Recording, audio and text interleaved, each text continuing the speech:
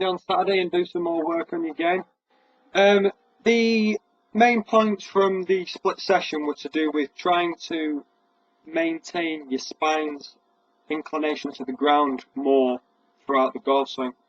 We found that in your earlier swings, your spine would extend in the backswing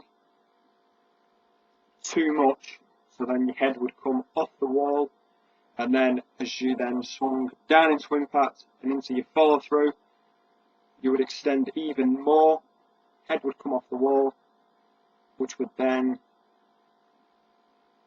put your swing path too much out to the right, creating big block shots, overdraws, and just basically a very inconsistent ball flight. We'll just take you through the swing on the left.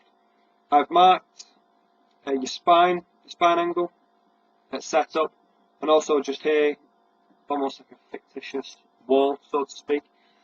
So if we just take it back, when we talked a little bit here about your hands just coming a little bit too much outside the line, and then as you see as we get to the top of the backswing, you can see your head's come away from the wall, your spine has also come out of its inclination, not a lot, but enough to make a difference.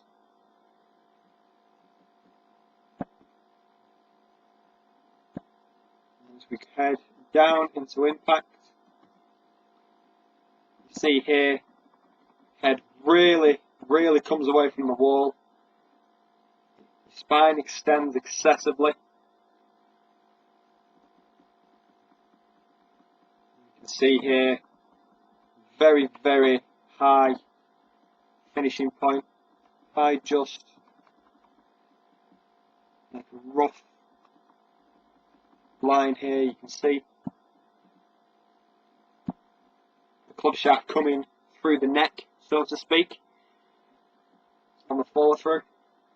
So we talked about a couple of different things, mostly trying to get your left shoulder to work down more in your backswing. I'll just take this back. See, as we take it back towards P4, just draw a line across your shoulders. See here, we talked about how you needed to get your shoulders to turn to approximately 90 degrees of spine angle. You can see here, shoulder turns much flatter. We also talked about how you're a very model for you. Excuse me. Sorry about that. Good model for you was Hunter Mayan. So if we just take Hunter's swing back here, you see there the hands are coming in, left shoulder's working down.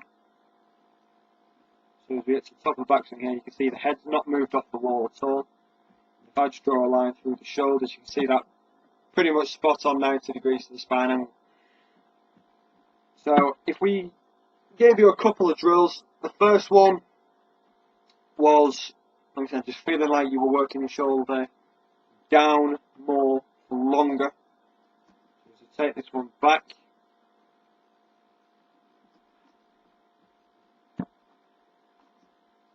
Just do a comparison from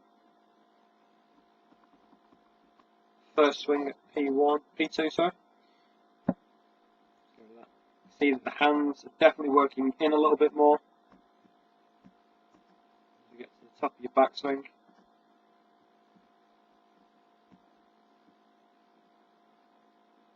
You can see here, quite considerably better. Head's not come away from the wall as much. Still has a touch, but all in all, a pretty good little change.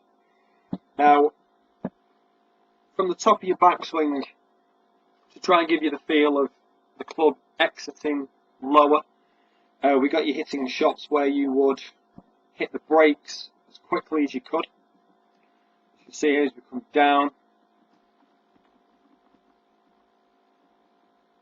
into impact,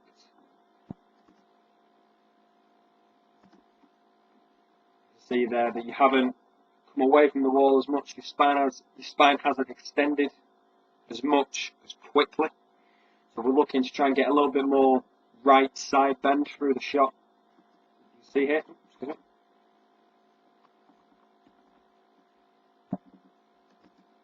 Finish through here.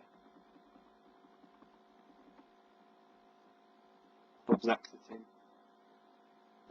Lower, more through your shoulder rather than through your neck, as it did here. This sort of fashion. So we worked quite hard on that through the session. We found that you didn't hit as many shots towards the heel.